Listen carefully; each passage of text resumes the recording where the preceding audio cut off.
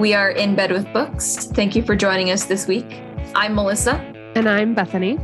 If you'd like to find us outside of wherever you're listening from, then you can find us on our website, inbedwithbookspod.com, on Instagram at inbedwithbookspod, and find us on YouTube for video versions of the podcast and bonus episodes. So let's jump right in. Okay. We are situated. My leg is underneath me. The sun is going through your blinds into your face. Yep. I'm basking. Yep. And cooking because it's so warm. It's 91 today. It is 91 today in Seattle, everybody.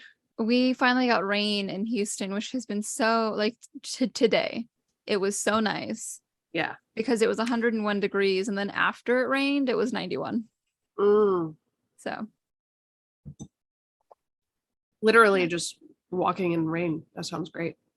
Oh, I did not leave because it was the rain was going sideways. It completely changed directions a couple of times. I had the blinds open. I'm pointing as if what the inside of my house looks like. Yeah.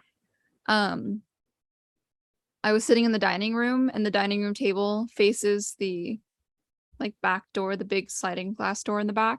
Yeah. And I had the blinds open, and I was just watching the rain. It started out really nice, and you could hear the thunder, which was pretty aggressive, and the lightning is pretty aggressive. So that was fun. Yeah. And then the actual just pouring buckets started, and that was fun right up until our lawn furniture started flying around, and the rain usually just goes side to side, but it went perpendicular to how I've always seen it going, and it was just straight up hitting the back window, and I was like, I don't know if I should be sitting here right now. Yeah. If this continues to get worse. So, but it was fun. And then afterwards it was 10 degrees cooler, which was very nice. Yeah, that's nice. Yeah. Yeah, the rain just probably kind of dampened everything, made it cold. Yeah, kind of the wind and everything just kind of cleared out some of that humidity, which was nice. And then it was probably about 3 hours with just full cloud coverage, which was also very nice. Yeah. Yeah. Well, we haven't had a summer here. Everyone's been complaining about it, but it just started this weekend for us. So they call it a heat wave when it gets into the 80s. Yeah. It's a heat wave that's going to last about 3 months. Yeah. Cause tomorrow it's going to be 68. Today's 90 and tomorrow's gonna be 68. Yeah. Oh my God. I wish I could live there. Pretty fucky. Yeah. But so we're recording today because we have been doing a podcast for a year now, and it's our 1 year anniversary today. Our birthday. Yes. We're 1 year old. Yeah. When this releases on July 4th. Yes. We share a birthday with the US. It's fine. I think we're a bit cooler though, if you ask me. Yeah. Pretty much. Mm-hmm. Do you remember that 4th of July we spent in the Hyde Park? Yes, I do. That was super fun. We were very drunk.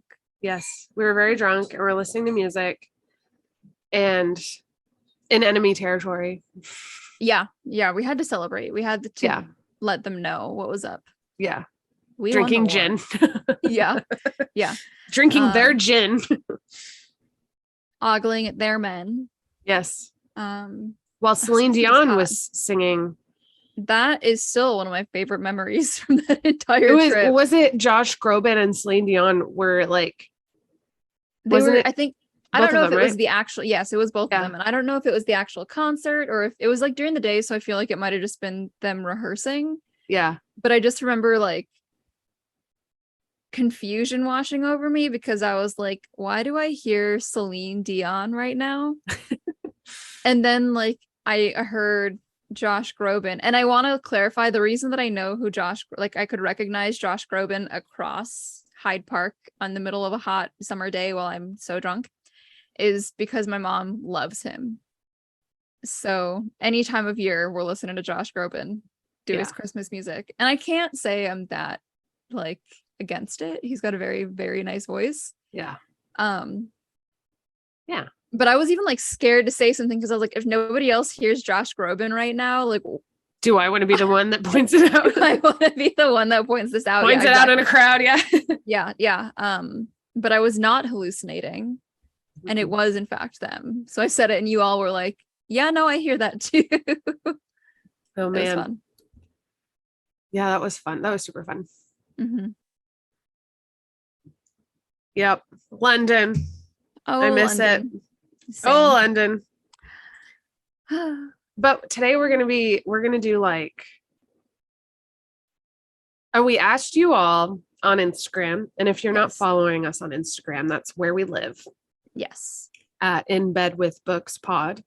You can follow us, and we're on there.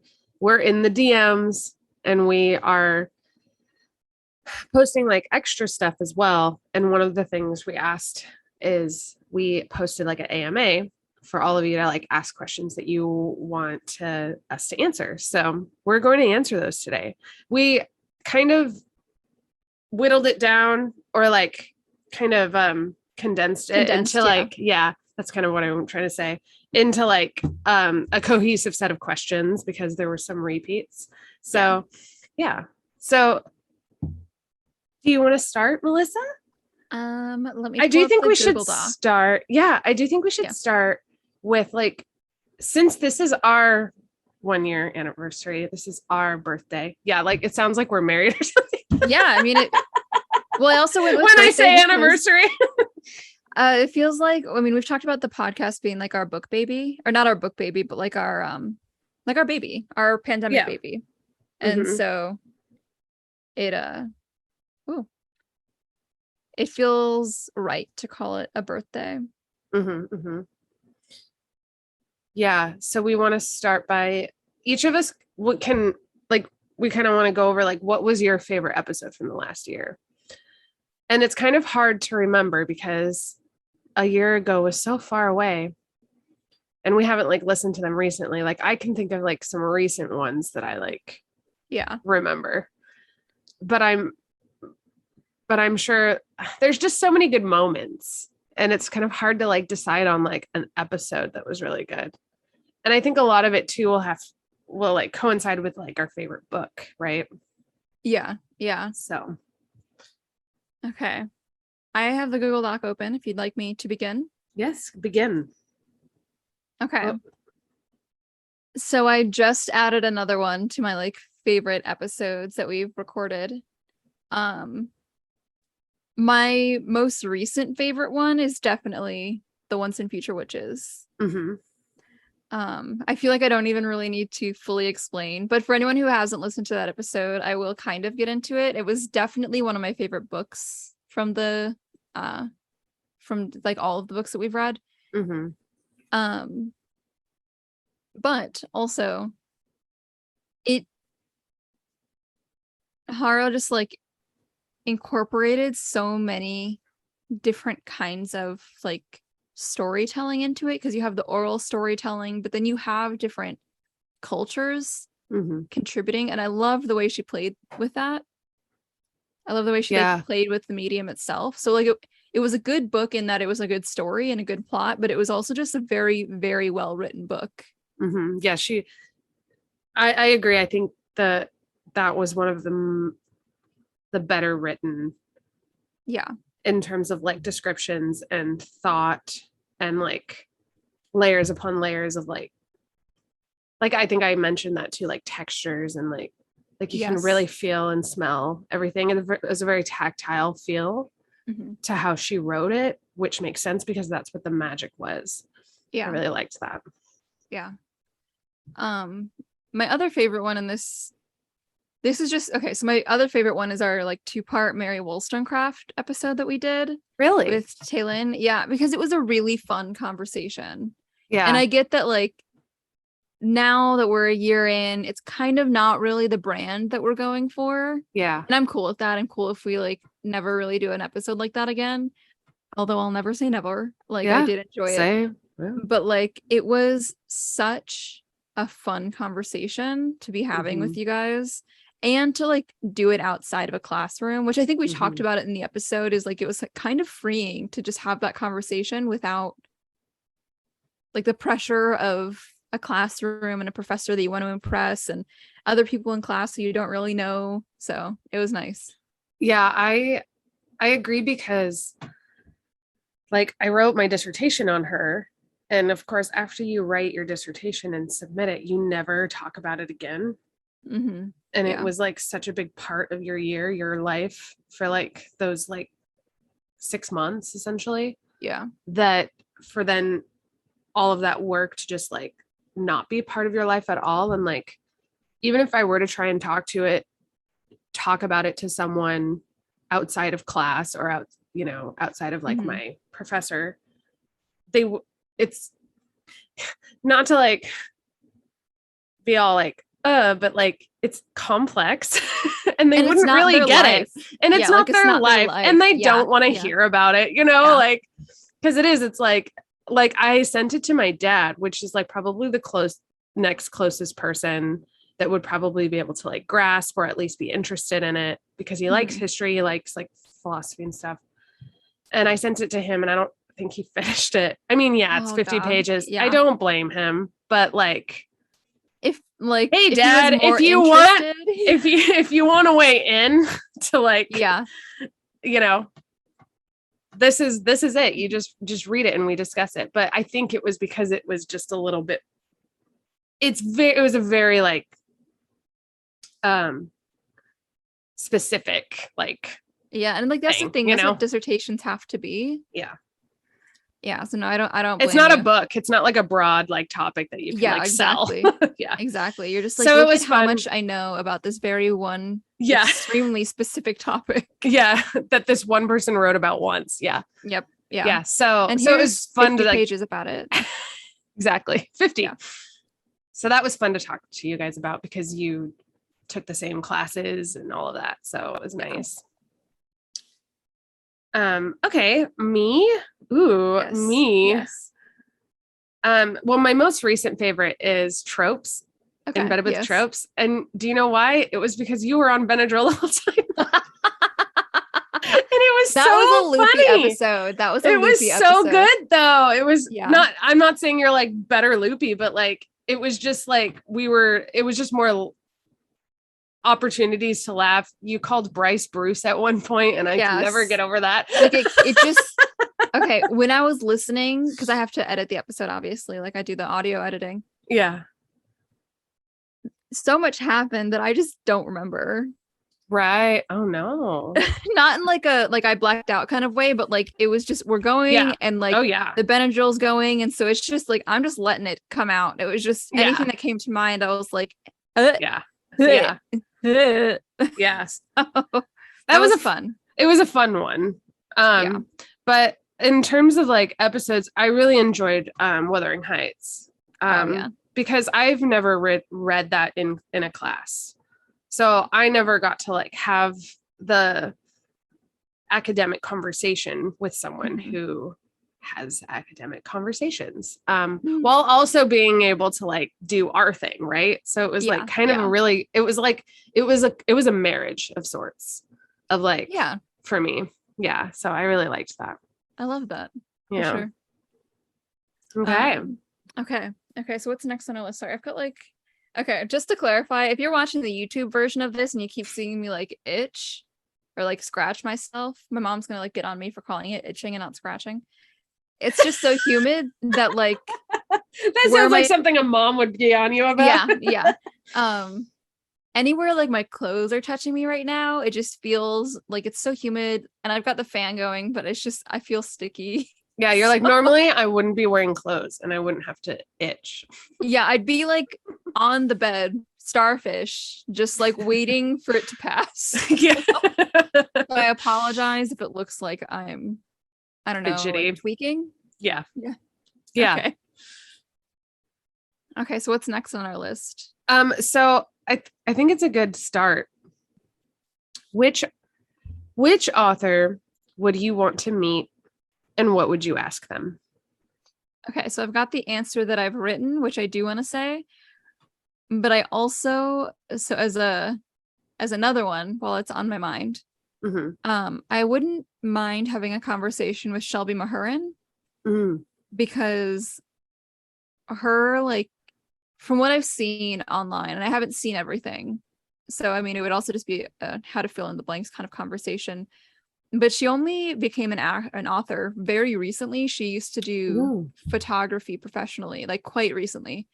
And then she made the transition. She's got this really beautiful, like, Southern Gothic home that she's been turning pretty dark, as I've seen on Instagram. It looks really beautiful. And so I think, like, one question would be how she made that transition and how she knew, one, that she needed to make that transition, and how she wanted it to be, like, writing. Yeah. I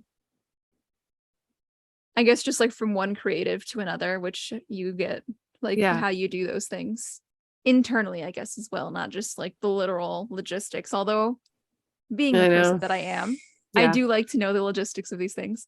Same.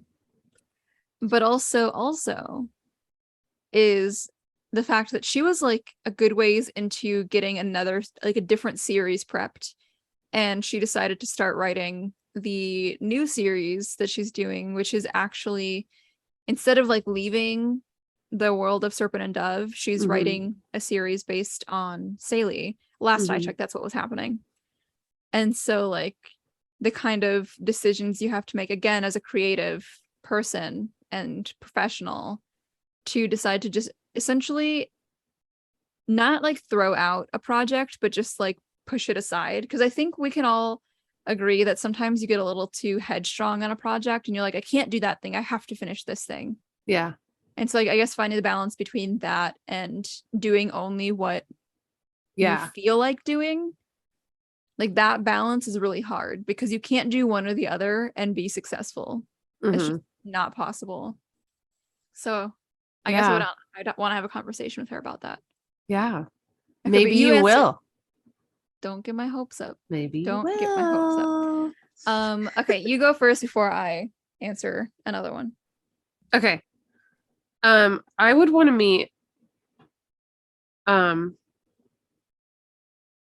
so I've always wondered if I would want to meet Mary Wollstonecraft. But I don't think I would. You don't want to, like, break the shine? Yeah. Well, that's and meeting people in history is kind of scary to me. You know, because they're, like, from a different time. I don't know. You know what I mean? You worried that she'd, like, say something and you'd be like, wow, my entire image of you is shattered. Yeah. Yeah. That's when I say don't meet your heroes. Don't meet your heroes. Yeah. They need yes. That's a good end to that.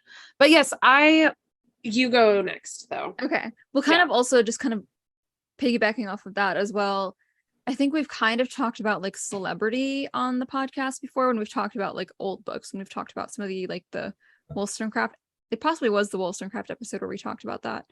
But, like, don't meet your heroes is basically the same thing. Like, when I've talked about the way that we decided collectively as the internet to cancel Jennifer Lawrence after, like, years of saying she's perfect and she's, like, on this pedestal. That's why don't meet your heroes. And so, bringing that back to authors and books, I've made no secret about the fact that I don't like J.K. Rowling. I don't like what she said. I think, like, she needs to fucking keep her mouth shut. Very good example of don't meet your heroes. She went from, like, a celebrity author who was kind of private to putting too much of herself online and, like, ruining Harry Potter for a good number of people who it was very important to.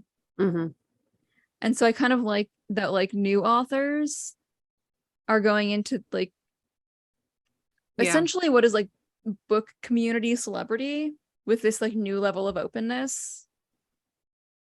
So you know from the beginning, like, what you're getting into. Yeah. Because it would also suck if, like,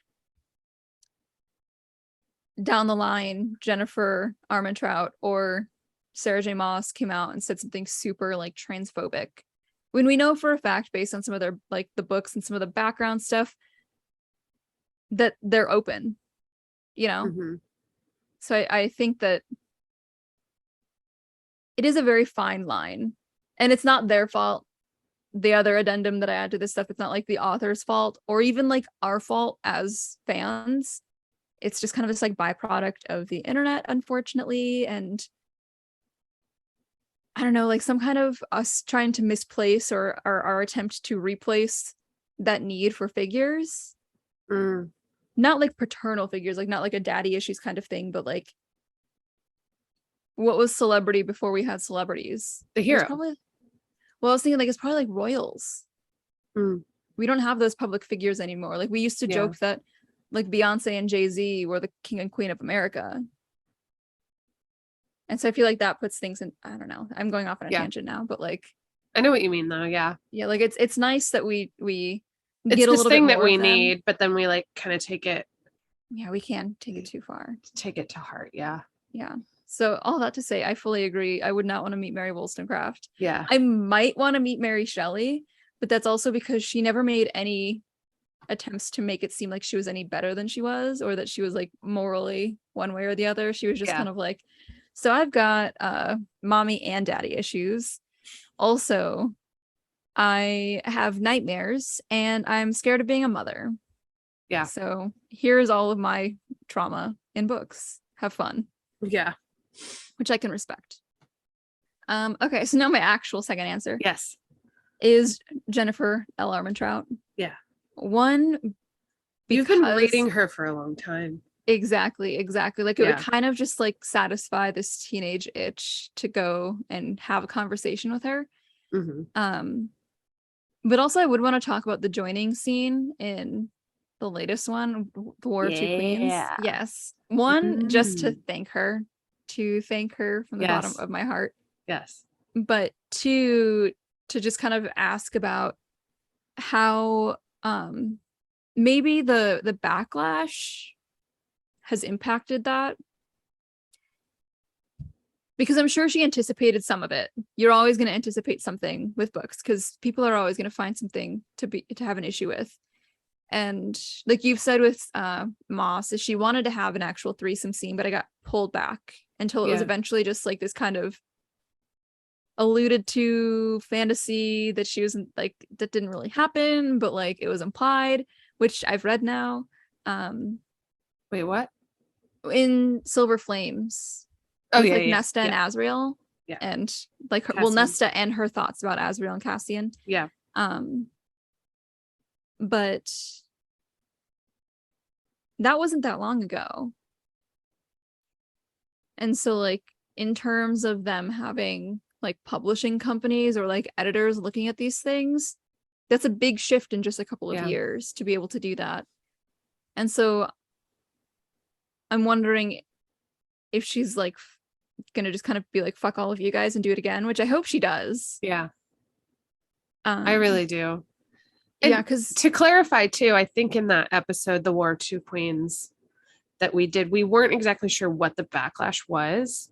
Yes. And later we found out. And I think the main problem people had with the book, and message us and correct us if you have found something else, but it was very much that people didn't like where Poppy and Kieran's relationship went, meaning it became sexual. Yeah. And people had a hard time with that. I think that's kind of the gist. However, I think me and you are of the opinion that this was alluded to very early on. Yeah. It was very clear that this is where it was going, and she's warmed us up and given us lots of time. So yes. I mean, I do think there were other people I remember reading people had other issues with it, plot, whatever, but me and you didn't have an issue with that. But I think in terms of like the joining and like that whole situation, people didn't really like that Kieran became a sexual interest of hers. Yeah. I genuinely think a lot of it was just the fact that it made people uncomfortable, because I don't think it was that like bad of a plot. And that's like, that sounds bad even. Like, I think it was a good plot. Yeah. Same. Yeah, like, I feel like if people are looking for problems, it's because something in the book made them uncomfortable, and they need to reflect on that. Yeah. I would also argue, just again, because I know I said this in that episode, it was very much like a kind of intro into polyamory kind of story. Which I love. I love that because, I love alternative love kind of stuff in books, especially in mainstream books like this. Yeah. And again, I think that just made people more uncomfortable than they're willing to admit. A lot of people like to think they're more open than they are, unfortunately. Well, how many times too have you read a book and you're kind of hoping and then it never happens? Yeah. And then you're like let down. Like that's, which I don't blame the author for that because that's their choice. Yes. But like as a reader, it's like there's something I want that is not there. And this is the thing that I want.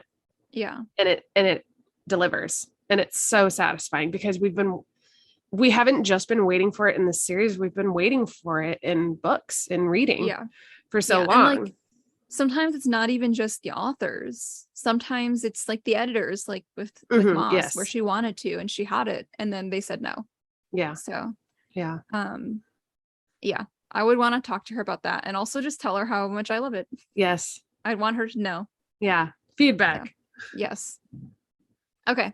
And now your second one. So my second one is obviously Sarah J. Maas. Yes. Because I also love the fact that there's a part of me that gets really excited when I find out that someone I admire is a Pisces. Because it gives me validation that like we can do great things. Sometimes I don't always feel like I can. It's some weird thing I have. But I think I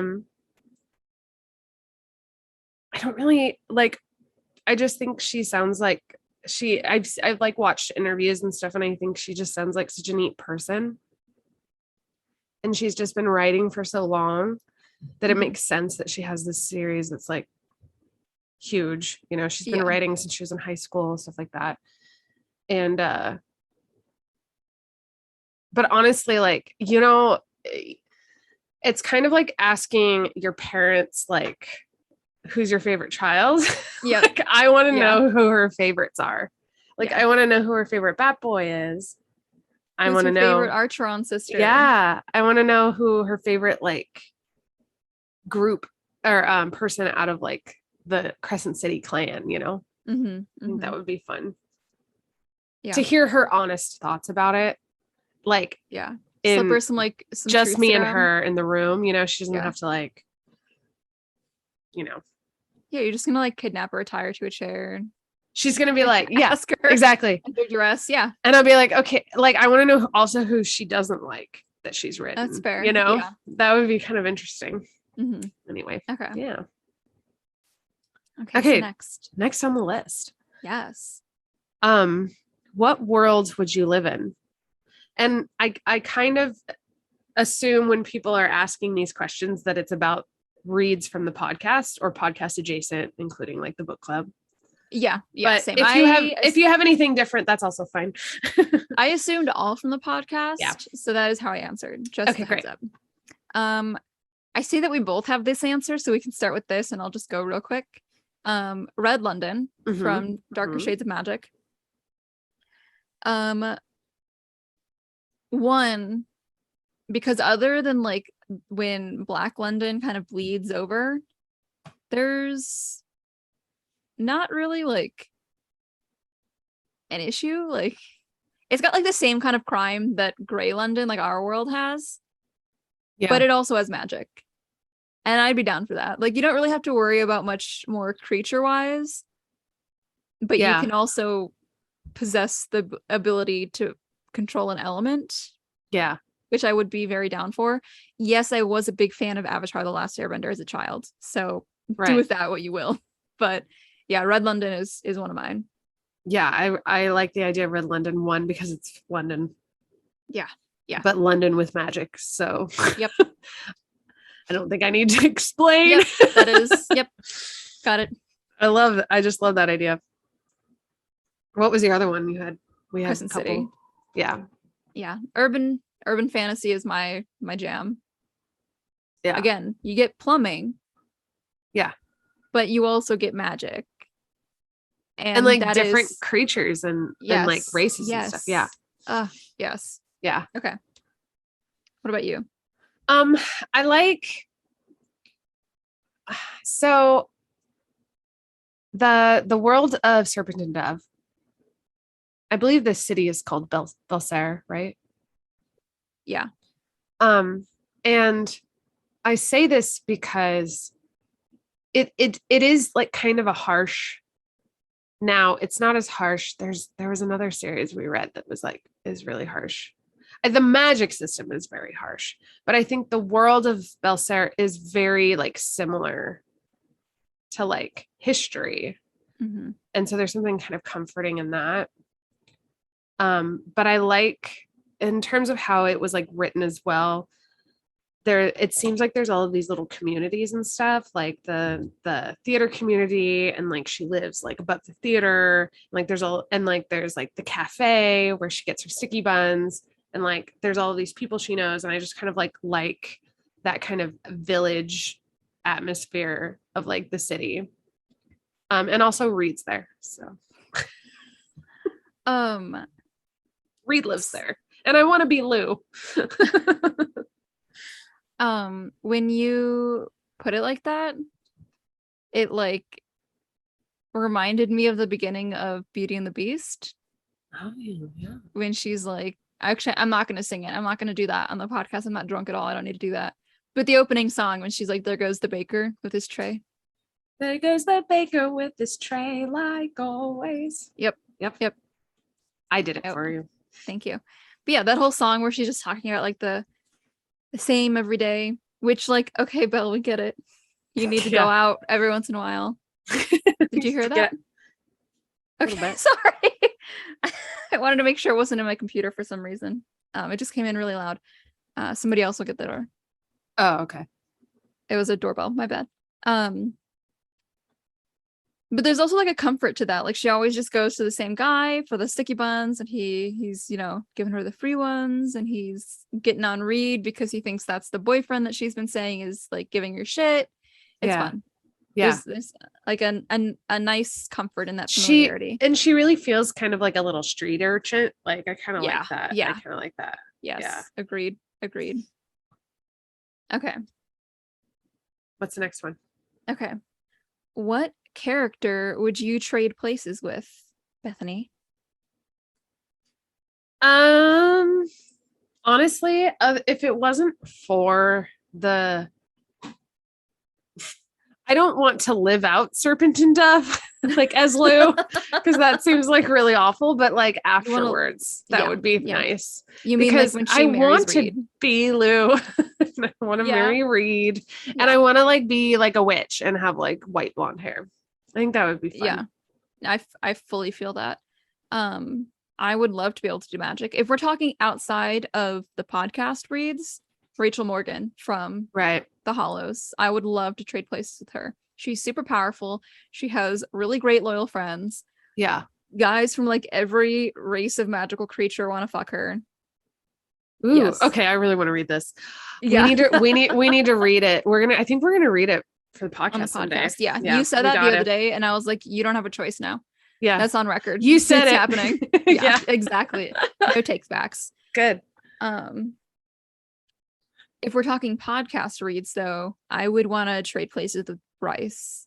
Mm-hmm. And the next best thing is Rachel. Yes, literally, because you've said so much about how they're similar. Oh, yeah. Oh, yeah. Ironically, though, it's not for most of those reasons. It's because her job is exactly what I was basically going to college to do. Uh-huh. Mm-hmm. It's like my dream job to basically do admin work for a museum. I loved those scenes when she was just like in Jessica's vault, and she was just taking records. She was just pulling down great books. She was telling books to shut up. Like, yeah, that was my dream. I love that so much. So well, and in the second book, when she goes to that other one, that's like the Autumn Court one. It's like the one that her dad owns. Yeah. Yeah. That was really cool too. That was amazing. Also, she got fucked there, which goals. For anyone who potentially might hire me, I would never do that. Okay. Yeah. I promise.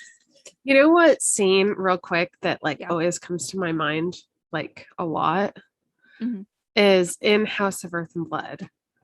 And it's when Hunt is at the table and Bryce is wearing that pink dress or something, and she's reaching for something, and he's like, it's like she's the horn and I'm the crystals. And which I is just funny because she feel is it's the horn. She is the horn. And I just feel that so much. I just feel that hard, you know? That was also one of the better interactions, before they had sex. Because I remember they could kind of, he could smell, of course, because it's Faye. He could smell how aroused she was, how turned on she was. And then she knew what he could tell, and they looked in each other's eyes, and they were both yeah, bye.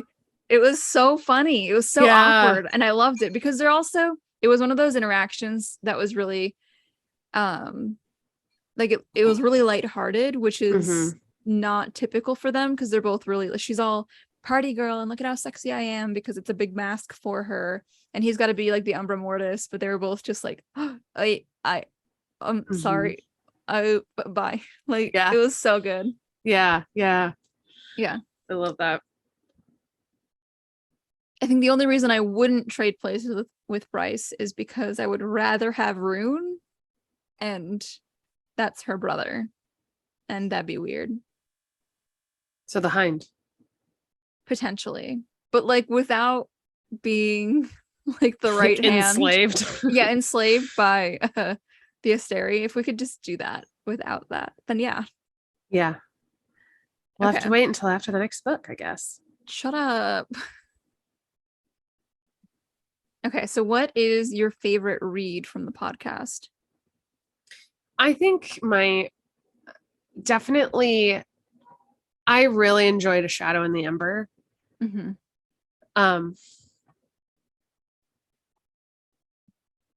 I just really liked it. I really like Sarah, and she's kind of another one that I would probably trade places with as well, actually. I really like that world, and I like her. I think she's cool. And then you get Nyktos, right? Yeah.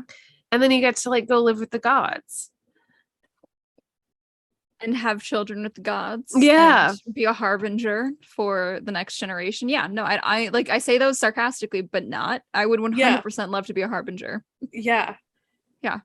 I also just that I read that when I was in a really hard place, and it was such a great thing to get distracted and she's also very empowering, Sarah. Yeah. I feel that. What about you? I don't have a favorite child. If I did, it would be the Once and Future Witches. Yeah. So, which I feel I don't even really have to explain. We both saw how much I loved that book when we did that episode. It's very dear to my heart. Yeah, me too. Yeah. Me too. Yeah, that was a good one. Okay, now we're getting into some of the juicy ones. The juicy ones. Okay. Who's your book best boyfriend? Okay. We both have multiple. Yeah, we do. I will just list off a couple. And by that I mean all of them. Castile. I just finished reading all of them. I'm sorry. Yes. No, I didn't realize you had so many. Castile. Holland from Darker Shades of Magic. I don't care. I know he's dark, and I know he was broody to the max, and that's super, part of it. It is his inability to trust. Sign me up. I can fix him. Therian, Ethan, and Rune from Crescent City. All at once. Three. Yes, I was gonna say. That's exactly what I was gonna say. Thank God. One or more all at once would be fine. Yes. And then Azrael. And I think part of the reason that it's Azrael as well, instead of Cassian or Rune, or not Rune, Rhys, even though I know I said that Cassian is kind of just the perfect guy, when we did that bonus episode on Court of Thorns and Roses. I feel like they just keep getting better. So like Rhys was great. Yeah. He was fantastic. That was a whole mess and I loved it. And then Cassian was even better. Oh yeah. And so Azriel's gonna be like the fucking cherry on top. He's gonna be like, so he's gonna, Azriel, he's gonna outdo them all. Oh, I hope so. I fucking hope so. So yeah, that is the logic behind that one. Even though we haven't seen much from him, I also do enjoy and agree with the like talk on the internet with the books that he was just the worst chaperone of all time. Yeah. And I respect that. I highly respect that. He was like, I ship it, so I will chaperone and I will do the worst fucking job that you've ever seen in your life. Yeah. They're gonna fuck so hard under my watch. So I respect that. It also makes sense that she would wait for like the best for last in terms of like kinkiness.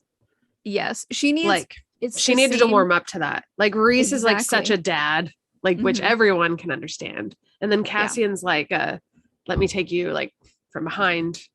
Yeah. In the middle of this kind of thing. He's kind of he's kind of like the bad the boy you don't want to take home.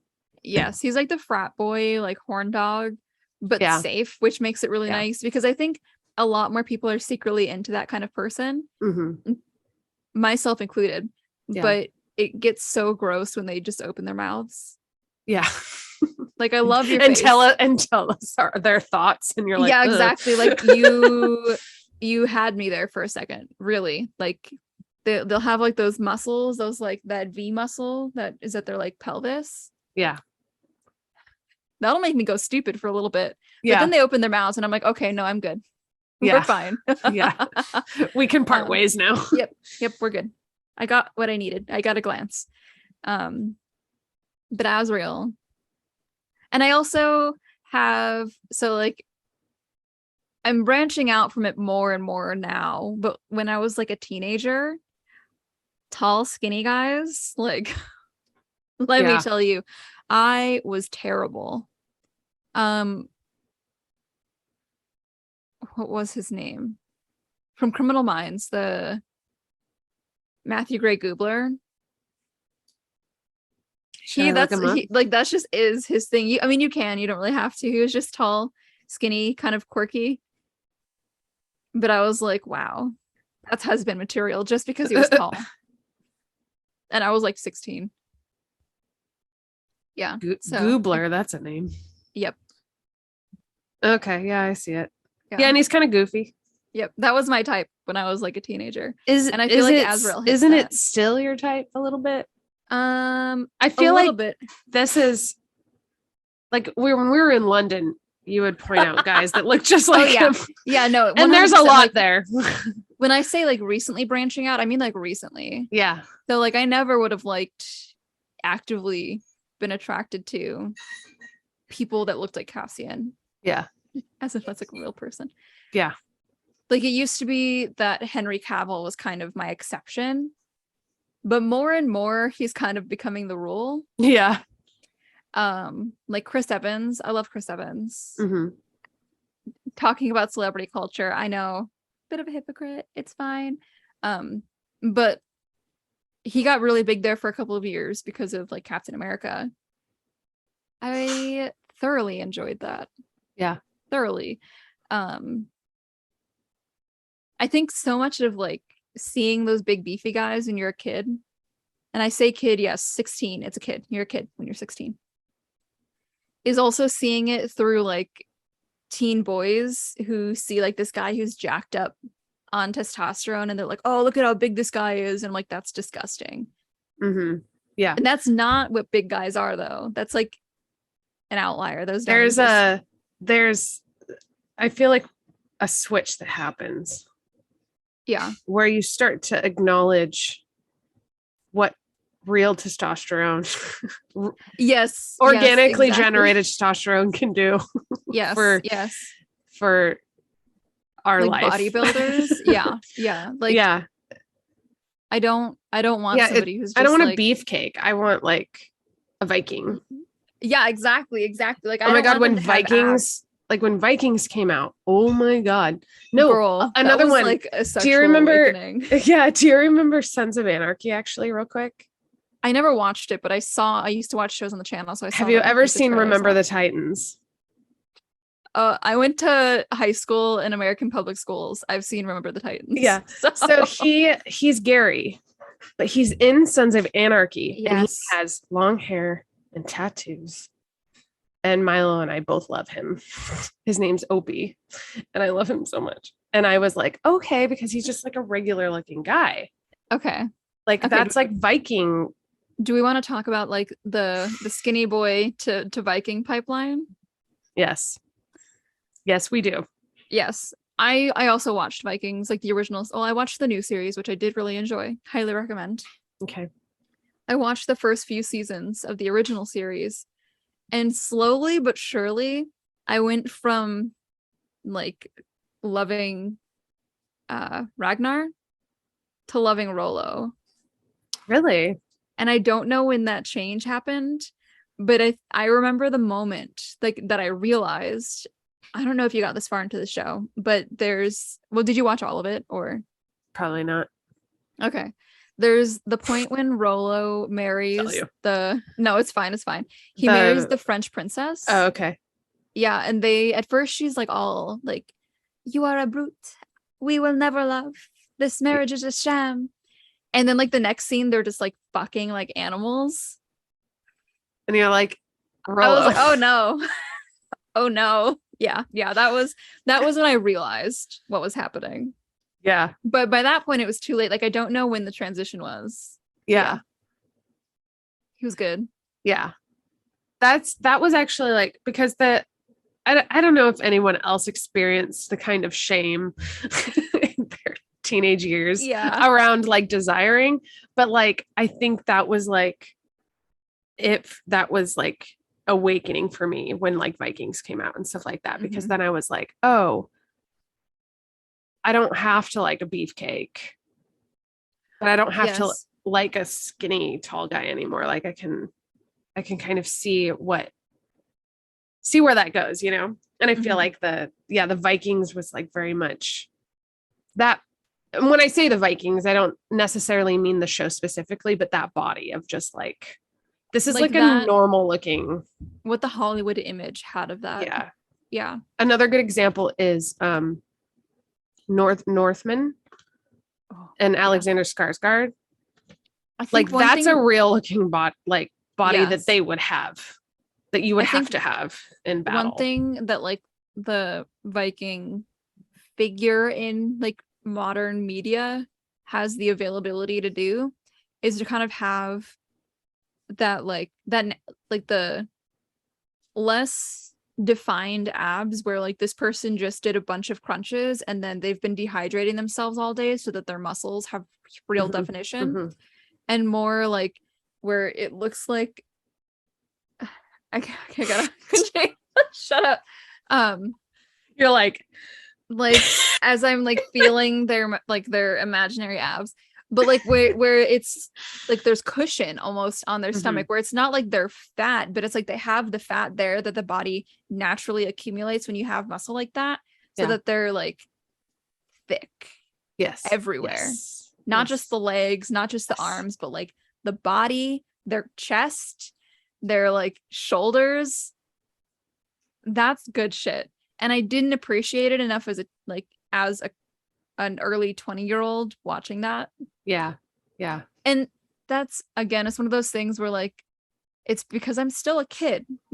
I don't care what people say. For the most part, people in their early 20s are still children. And so I think I appreciate that more now, and like kind of from my mid 20s to now, as I've made that transition into like true adulthood. Yeah. This is also like, if we want to talk about maturity, I'm coming up on my Saturn return soon. Like it makes sense that like when you hit your Saturn return is like a big moment for your maturity levels generally. And for everybody that happens just as they're about to turn 30. So like from 20, I think the general range, depending on like where within a certain sign your Saturn placement falls, anywhere from like 27 to 30. 31 or something, 32 maybe. But yeah, like I'm maturing now. I can appreciate a good beefcake. Yeah. Yeah. Yeah. Bring back 300. Let's watch that again. Yes. Also, like, I don't know if you remember, but I think it was when we were living in London. What is it? Avengers Endgame came out, and in it they had this whole storyline where Thor kind of like he had PTSD and depression, and so he kind of let himself go. And what they wanted to do was create this body where he had like a beer belly and like he kind of let himself go. It had the unintended effect of everyone being super into his like his dad bod. Yeah. The whole world was just kind of like, do I like this? Am I turned on by this? That's another thing. Yes. Fucking Hopper. Like, okay. Do we want to go there right now? But I'm saying that's become like accepted. Oh yeah. I think Hopper was instrumental in that shift. Instrumental. Absolutely. Him in the Hawaiian shirt, like daddy. Milo has that shirt. Shut up right now. I got it. Like when he's smoking in season 3 and he's just laying on his back and like the ashes and the fucking mustache. I'm like, well, that season right we watched that first part of the season before the new one came out. Mm-hmm. And I remember messaging you being like, I forgot how like violent he is. But like after you see like but he's just like storming around, and then he like goes into the office and he just like, he like just like won't take no for an answer. He's just like incredibly intimidating, but it's like and he's like a cop. So there's just all of these layers. As a viewer, I was 10 out of 10 satisfied. If I were like on the other side, I probably would have cried. Yeah. But it was worth it. I would have cried, but for different reasons. I mean, I love that. I do. I love the honesty. Yeah. Yes. I'm not ashamed. Okay, we should move on. Yes. Otherwise, we will continue. We'll continue. We do need to have the Stranger Things conversation soon, though. Yes, we should. Yes. Okay. So my book boyfriend. We're still on it. Sorry. No, that's okay. Okay. It's and I just put husband because we all know how much I love Reed. Oh yeah. I just love Reed. And I want to be Lou. I've said that I think 5 times now. Also, I used to have like a weird thing for redheads. I still do. Okay. So I'm not gonna judge you. So it kind of just like checks that little box that I've And then Reese, of course, because there's a part of me that will always be super basic, but he was also just like my first my first cherry, my first, you know what I mean? The book boyfriend that broke your cherry. Yeah. Yes. And the scene in the inn, I know I keep going back to it, but it is the absolute everything to me. Not only because he like compliments her breasts, he goes, "Oh, I love these. I love that." I know. And he like, and then she goes, "I was about to eat him alive," and then she doesn't let him. He doesn't let her, and that's just like, I don't know why. It's such a tease. A fucking tease. Reese is to you what like Cassian is to me, and my like rebirth into YA reading. Yes. YA and NA. Yes. Because I knew Cassian would be yours. Or sorry, not Cassian, Castiel. Oh yeah. Yeah. Yeah. Obviously I read stuff and I fell in love with like book boyfriends when I was a teenager, but none of them lasted. I was just thinking, and I was like, are there any that like come to mind? And not really. Like I can remember a couple of characters, but I can't even remember their names. So I'm gonna say that Castiel is my my book boyfriend cherry grew back, and Castiel helped break that. Yes. I can't believe I just said that, but it does grow back. It's too late. It does, yeah. Common misconception. We're gonna go there. Okay. We have some good questions though we got to get through. Yes. These are really good. Yes. Book best friend. I have a strange assortment here. Mm-hmm. Kieran, Coco, Bryce, and Zoya. Not Amryn? No, because That's I don't okay. feel like she can actually be best friends with anybody. Yeah. I think she can be really devoted friend, but like Kieran, actually, like, well, maybe so Kieran, Coco, and Bryce, I feel like I could be like fully honest with, like I wouldn't have to worry about judgment. Zoya is another one though, where like I know she's human underneath, even if I can't always be fully honest with her, or even if I don't always fully trust that she'll be sweet or like compassionate. But I know she's not terrifying. Yeah. In the same way that Amryn is. Yeah. So yeah. I think Kieran, if I had to sorry. If I had to do like a specific reason for each, Kieran, because he's hold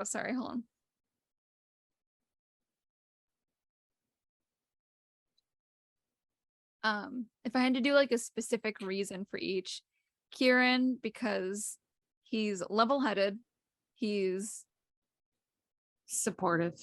Thank you, supportive and funny. Like that kind of quiet, dry humor that I really love. Coco is like bullheaded. I think this is the same as like for Coco and Bryce, where like they dive in head first in a way that I really like in a person. And then for Bryce, it's because she seems fun. Yeah. Like she seems like she enjoys having, granted it's been a while because like we're kind of coming in like with the series, it's past like Danica's death and all of that fallout. But she seems like the kind of person who does genuinely enjoy having like a group of girlfriends, like a really tight-knit group of girlfriends, which I don't know, I'd like to be a part of that group. Yeah. So, yeah. For me, I put Gwen because she's kind of like me, but you kind of need someone like that.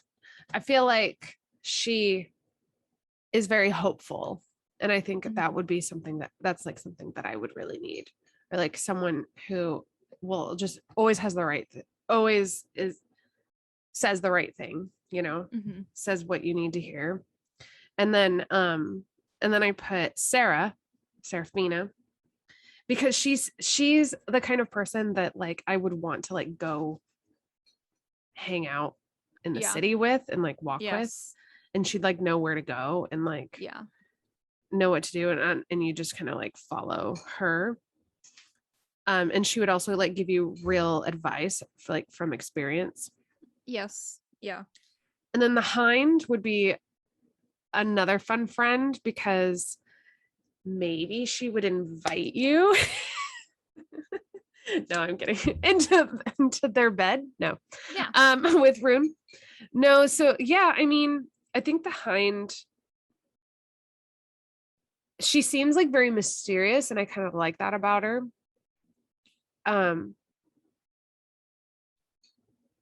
We also don't really know a lot about her, actually, right? I like the side of her that we see with Rune. Yeah. When she's Day. But yes. Yeah. But like she's definitely someone you would want on your side, like to have your back. Agreed. Yeah. Supportive. Yeah. Okay. Book gang. Big yawn. Sorry. Okay. So I put the book gang from Blood and Ash, actually. Yes. After the War of Two Queens, I really felt connected to all of them. Same. Which is, but not limited to, Castiel, Kieran, Venetta, Tawny, like all of those guys. The Wolven. as one as one person, no. Well, I mean, pretty much prior to that book, I really had a hard time telling some of the other ones apart. Because I had like a couple of names, and then I had a couple of like faces or like descriptions, vague descriptions that have been made into like paper dolls in my brain. But I think after War of Two Queens, we get a lot more from them. They are distinct entities in the book, which is You?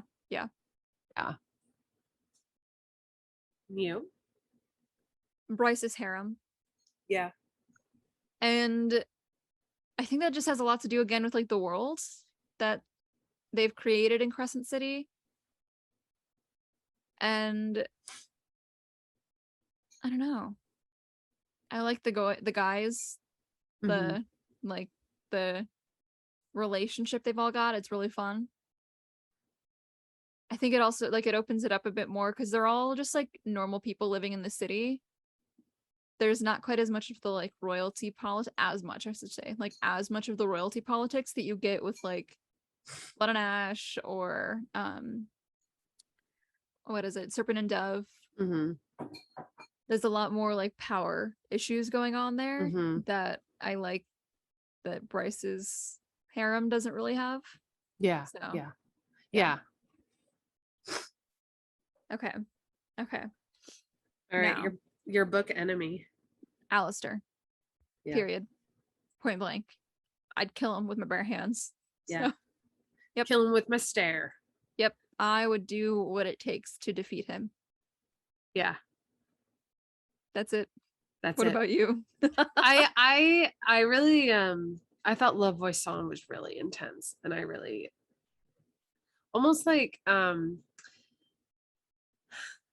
she was like so cool of an enemy that like I would be like, I'm even more terrified because she's like, other than the fact that she's a terrifying villain, yes, the fact that she's a cool terrifying villain makes it even worse. You're like, would I follow her? Yeah, I would be afraid for myself. I'd be like, I'll go with her. Like, where is my moral line? Where's the line?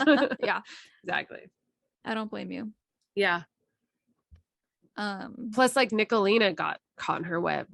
Yeah, I was gonna put powerful. Yeah, I was gonna put Nicolina in there, but then you kind of like see her side of it and you realize that she's just very lost or whatever. Doesn't excuse anything, but yeah. But that's what you can turn into if you follow her. Follow La Voisin. Yeah. Okay. The last but definitely not least, our favorite topic of all is our favorite book dads. Victor. Yeah. No hesitation. Obviously, other book dads have risen in my life. But reading like some of the recent Blood and Ash and A Shadow in the Ember stuff and kind of having him come back up and like pop back up and everything, I realized how much I still love him as a character. Yeah, very nice. I thoroughly enjoyed. So, yeah. I, in the same realm, I'm going to say Nyktos. Yes.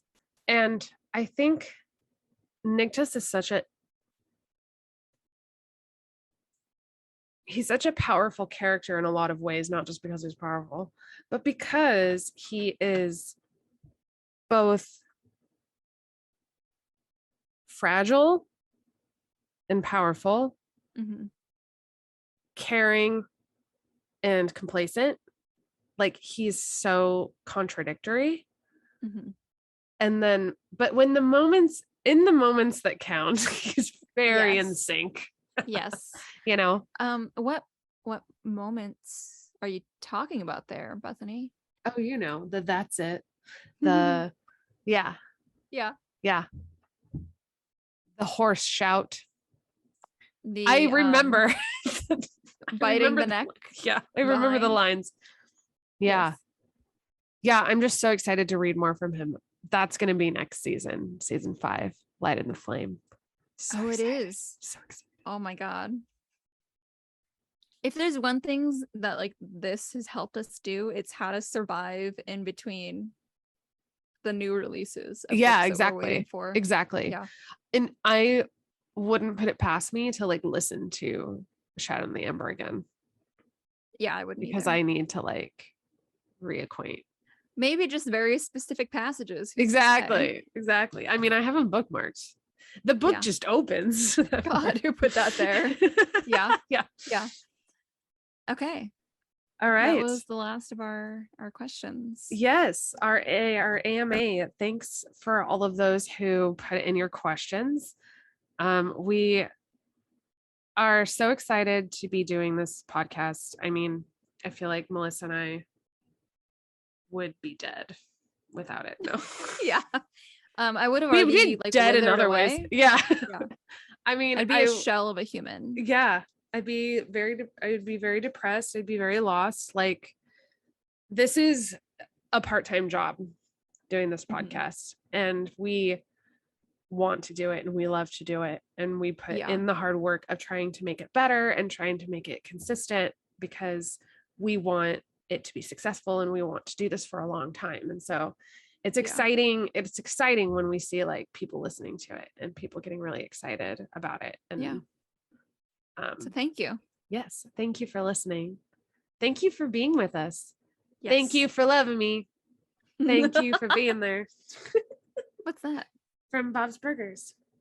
Oh yeah. When Linda tells Bob, no, I need to see the movie. It is good. It's very good. Yeah. It feels just like a long episode. It's like they didn't go too far out to the point where like it just wasn't enjoyable. Like I think they did a really good job. With the hour and a half that they had. That's good. I was thinking of signing this off like brought to you by viewers like you. Yeah. Like literally. PBS. Yeah. Here's where you can donate. Yeah. We don't have anywhere to donate, so no. Just send us your love, send us your hearts and your likes. We do have a shop though. We do have a shop. Yes. Which we will continue to add like designs and cute little things to. Currently it's just like a handful of things. Yeah. But I can vouch for all of what we've got on there already. The mug is great quality. The tote, I was very particular about the tote. We got everything before we like launched the shop because we wanted to be sure that things were good. Yeah. Because I don't want to put out a bad product. The tote is super sturdy, and the t-shirt is honestly one of the softest t-shirts that I've ever had. It is so nice. So nice. So and I washed it, and I think I didn't dry it. But I wanted to dry it because it's a little big. But I really like it. I washed and dried it, and it stayed still pretty soft. Yeah. Okay. Yeah. Like it didn't stay perfect, obviously. Like it's not going to stay perfect, but sure. It like maintained a good level of softness still. So yeah, that's good. Yeah. I sleep in it most nights now. Yeah. Okay. And every once in a while we put on sales, so you'll have to like tune in. It's a rough time out there right now, so we know. We get it. Yeah. But we're excited because we have some ideas for like new collections. The last question of this podcast being a hint. Yes. But we will not elaborate. You will just have to find out. Yep. Watch and see. Yes. Okay. All right. Well, this has been fun. Little bonus episode because we are now 1 year old. Woo! Yay. And join us next week for the beginning of season 4. Right? Next week? 2 weeks. 2 weeks. Join us in 2 weeks. I don't know what the date is, but it's sometime in July. Yes. Yes. All right. Until next time, happy reading. Happy reading. Bye. Bye.